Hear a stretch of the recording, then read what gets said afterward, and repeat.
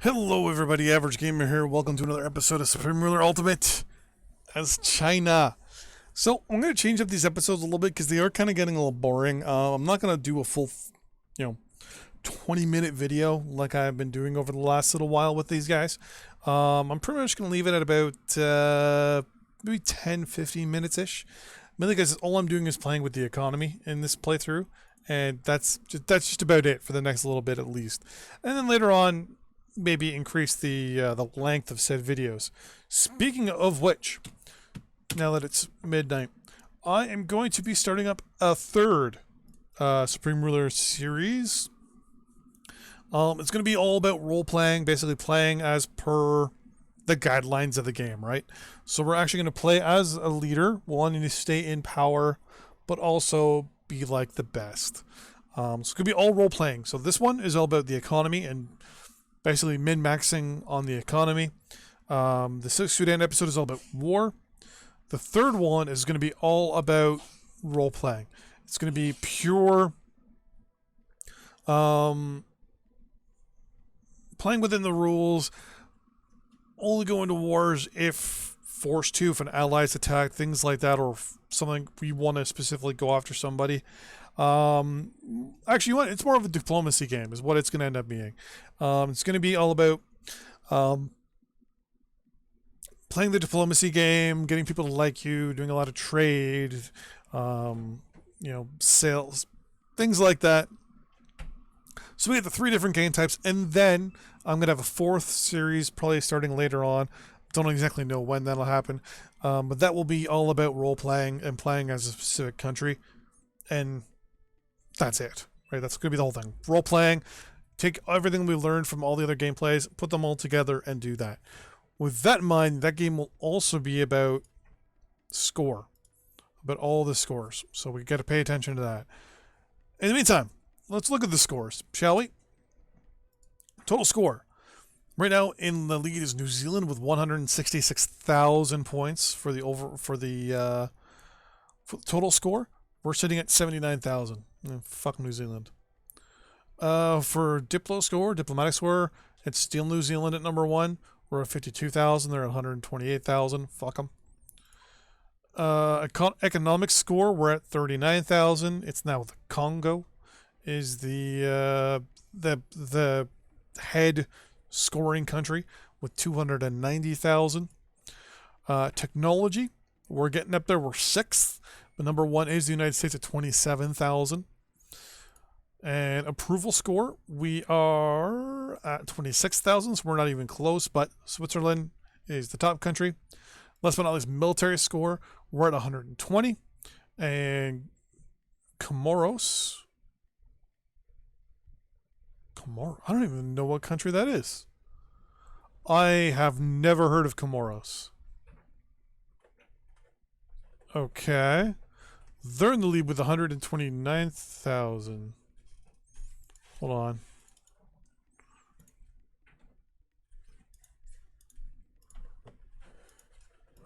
Really? It's an island chain down here? How does this country have the highest military score?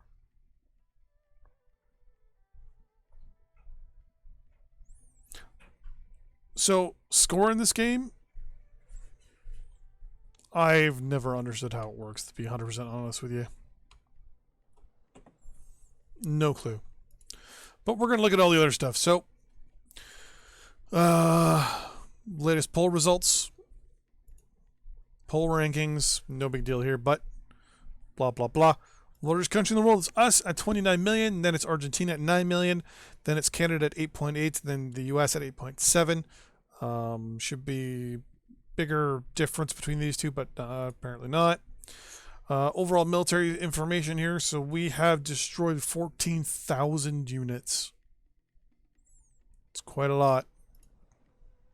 We've lost 21. Oh, actually, the most losses were Pakistan at 2,100. We've lost 1,800. Really, we've only lost 1,800 out of all the wars we fought. Overall casualties, though, Malaya has the highest amount of military casualties at 1.9 million. Jesus.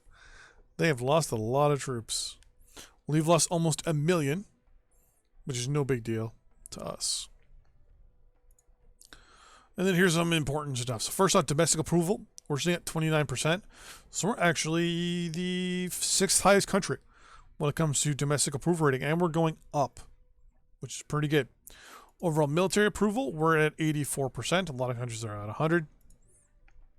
Treasury, $1.8 trillion. Next one closest to us is Canada. Look at the lack of debt here. But who has the most debt in the world? I'm going to say it's the U.S. Yep. $3.7 trillion in debt. Ouch. Very ouch. GDP. Venezuela is the highest at 20. Kuwait and Canada are running up second and third. 18,000. Sweden 16. Australia 15, etc., etc. But look, here we are, right here. We're 9th with 9,300. We're getting there. Also, look at the amount of people, population-wise. We are really getting up there at just over 1 billion. So the next country on the list is the U.S.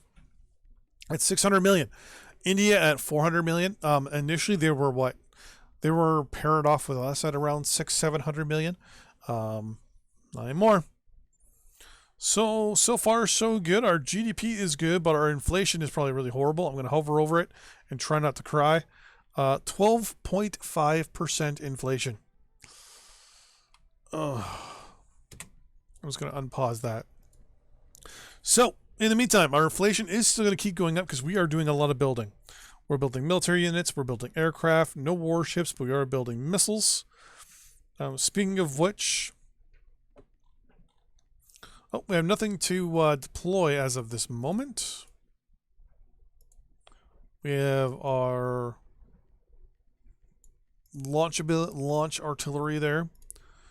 But we've got our 439 CSS-4 Dongfang 5 intercontinental ballistic missiles all set up. Oh, and it looks like our strategic bombers are now available for us.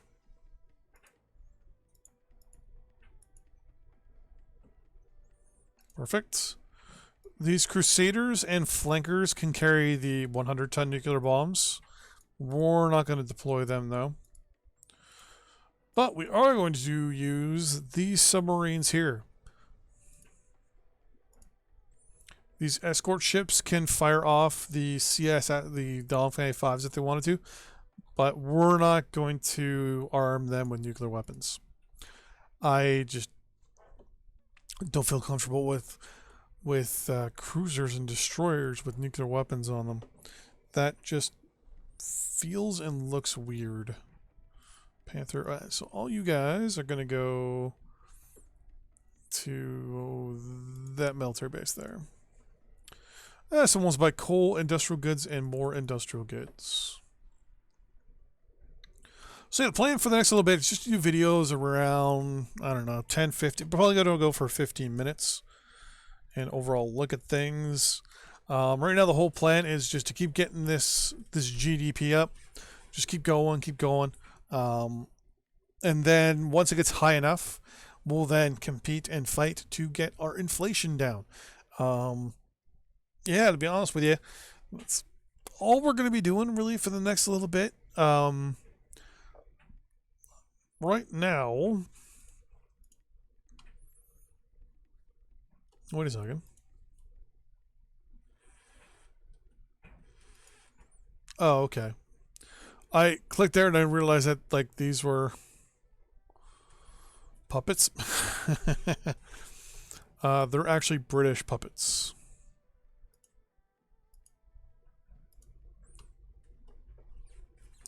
So it looks like in one of the latest patches, puppets do not show up on how they feel about you anymore. Thought they did before, but I guess I was wrong. Which isn't too bad, because then you can actually see a lot better. If I could, I would love... in Superpower 2, you could actually request the ability to build things in other countries' territories. One thing I would love to do, if it would ever give me the chance, would be to build like missile silos in Cuba. And military bases, for example, in Cuba. So then we can actually sit within striking distance of the U.S. Speaking of which, petroleum, sure. or even the ability to diplo-annex countries. That would also be a good idea. But yeah, hopefully, things that could be in the next superpower, our supreme ruler. One thing I'm going to do is I'm actually going to be having an episode over the next little bit of things I would like to see, I guess you could say, like a wish list of stuff I would like to see in the next supreme ruler game. Fingers crossed that it's already in the works. I mean, they've been patching Supreme Ruler Ultimate recently, so it shows they're still working on it. And the way things go, you can't sit on your laurels in the gaming industry and just patch games, right? You got to come up with new games or DLC, paid DLC, and they're not doing either one. So that tells me there's got to be something in the works. They're just down the highway from where I live. They're about 30 minutes away from me. I'm tempted and have been tempted to fire them off a letter and just be like, hey guys, YouTube, would you guys be willing to let me do a tour and record some stuff for the YouTube and maybe show people what you guys might be working on, something like that. But I pretty much figure I'm going to get either zero response or a laughing, are you serious response. So, yeah. But, there we go. So what we're going to do is we're just going to end the episode there for the moment. Like I said, that's all we're going to be doing for the next little bit is just sheer economy. Letting our GDP go up, letting some military units build up. So I'm also probably going to let a lot of time lapse in between some episodes. And all I'm going to be doing is just letting GDP go up. I'm not really going to be building anything. We have enough stuff built. We have all the resources we need. Now it's just about getting our GDP up at the fortunate cost of, well, everything else, to be honest with you. And then spin it around on his ass and cut inflation. And fingers crossed, everything will be good to go by then. So, until then, see you guys next time. Bye-bye.